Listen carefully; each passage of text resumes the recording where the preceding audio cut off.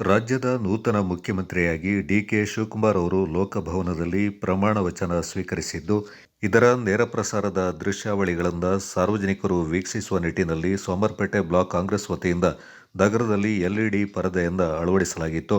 ನಗರದ ಖಾಸಗಿ ಬಸ್ ನಿಲ್ದಾಣ ಮತ್ತು ಕಾಂಗ್ರೆಸ್ ಕಚೇರಿ ಎದುರು ಎರಡು ಕಡೆ ಎಲ್ಇಡಿ ಪರದೆ ಅಳವಡಿಸಿದ್ದು, ಸಾರ್ವಜನಿಕರು ಹಾಗೂ ಪಕ್ಷದ ಕಾರ್ಯಕರ್ತರು ಸೇರಿದಂತೆ ನೂರಾರು ಸಂಖ್ಯೆಯಲ್ಲಿ ಪ್ರಮಾಣ ವಚನ ಸ್ವೀಕರಿಸುವ ದೃಶ್ಯಾವಳಿಗಳನ್ನು ನೋಡಿ ಆನಂದಪಟ್ಟರು. ಈ ಸಂದರ್ಭದಲ್ಲಿ ಬರಮಾಡ್ಕೊಳ್ತಾ ಇದ್ದಾರೆ. ಈಗ ಅವರೇ ಎಲ್ಲರನ್ನೂ ವೆಲ್ಕಮ್ ಮಾಡಬೇಕಲ್ಲ. ಚೀಫ್ ಮಿನಿಸ್ಟರ್ ಇತ್ತಲ್ಲ, ಆ ಪಕ್ಕ ವರ್ಷಗಳ ಕನಸು, ಪಕ್ಷಕ್ಕೋಸ್ಕರ ಶ್ರಮಿಸಿದ್ರು, ತನು ಮನ ಎಲ್ಲವನ್ನ ಕೂಡ ಅರ್ಪಿಸಿದ್ರು, ಕಾದ್ರು, ತಾಳ್ಮೆಯಿಂದ ಕಾದ್ರು.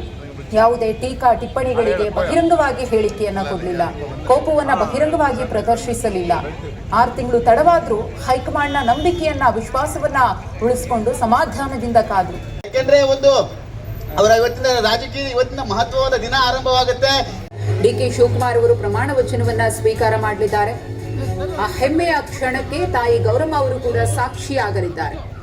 ಸದ್ಯಕ್ಕೆ ಸದಾಶಿವನಗರದ ಡಿಕೆ ಶಿವಕುಮಾರ್ ಅವರ ಖಾಸಗಿ ನಿವಾಸಕ್ಕೆ ಅವರ ತಾಯಿ ಗೌರಮ್ಮ ಅವರು ಬಂದಿದ್ದಾರೆ ಅನ್ನೋದು ಗೊತ್ತಾಗ್ತಾ ಇದೆ. ಮುಖ್ಯ ನ್ಯಾಯಾಧೀಶರು ಕರ್ನಾಟಕ ಉಚ್ಚ ನ್ಯಾಯಾಲಯದ ಮಾನ್ಯ ಚೀಫ್ ಜಸ್ಟಿಸ್ ಅವರಿಗೆ ಕೂಡ ಸ್ವಾಗತವನ್ನ ಕೊಡಬೇಕಾಗಿ ಅಂತ ನಾನು ಕೋರುತ್ತೀನಿ.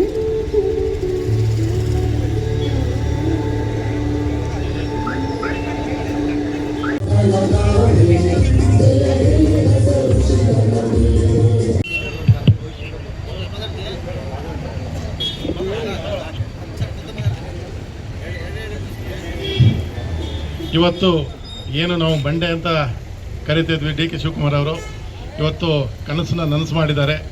ಅವರಿಗೆ ಮೊದಲನೇದಾಗಿ ನಾನು ನಿಮ್ಮೆಲ್ಲರ ಪರವಾಗಿ ಅಭಿನಂದನೆ ಸಲ್ಲಿಸ್ತೇನೆ. ಬಳಿಕ ಪುಟ್ಟಪ್ಪ ವೃತ್ತದಲ್ಲಿ ಪಟಾಕಿ ಸಿಡಿಸಿ ಸಿಹಿ ಹಂಚಲಾಯಿತು.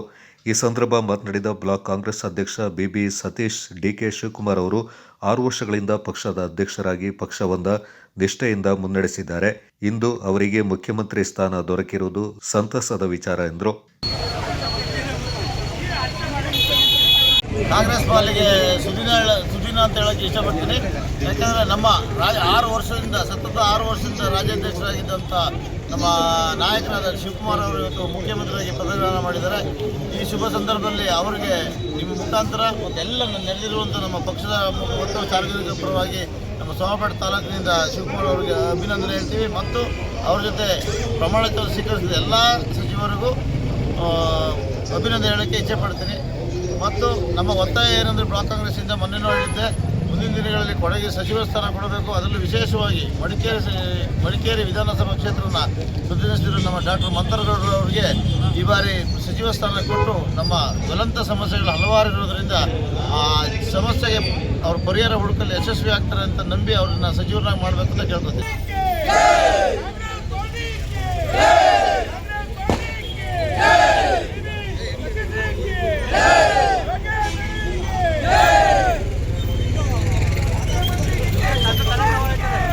ಈ ಸಂದರ್ಭ ಕಾಂಗ್ರೆಸ್ ಜಿಲ್ಲಾ ಉಪಾಧ್ಯಕ್ಷ ಕೆಎಂ ಲೋಕೇಶ್, ಯೂತ್ ಕಾಂಗ್ರೆಸ್ ಅಧ್ಯಕ್ಷ ಡಿಯು ಕಿರಣ್, ಪಟ್ಟಣ ಪಂಚಾಯತ್ನ ಮಾಜಿ ಸದಸ್ಯೆ ಶೀಲಾ ಡಿಸೋಜಾ ಮತ್ತಿತರ ಮುಖಂಡರು ಪಾಲ್ಗೊಂಡಿದ್ದರು.